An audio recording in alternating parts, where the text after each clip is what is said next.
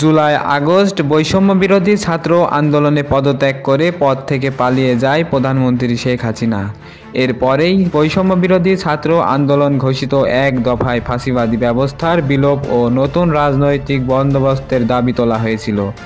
গণ অভ্যুত্থানের সফলতার পর নিজেরাই এই দাবি বাস্তবায়নের প্রক্রিয়া শুরু করেছে। আন্দোলনের প্ল্যাটফর্ম থেকে আরও এক ধাপ এগিয়ে এবার নতুন রাজনৈতিক দল গঠনের দিকে যাচ্ছে বৈষম্য বিরোধীরা।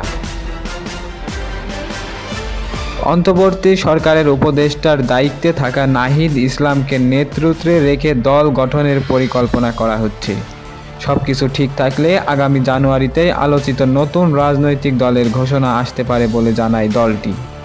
গণ অভ্যুত্থানের পরবর্তী বাংলাদেশ পুনর্গঠন কাজ করছে বৈষম্য বিরোধী ছাত্র আন্দোলন ও অভ্যুত্থানে অংশগ্রহণকারীদের নিয়ে গঠিত জাতীয় নাগরিক committee.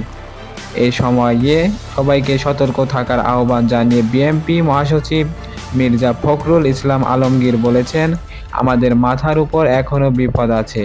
Everybody should be very responsible, কারণ আমাদের মাথার উপরে সবচেয়ে বড় বিপদ আছে।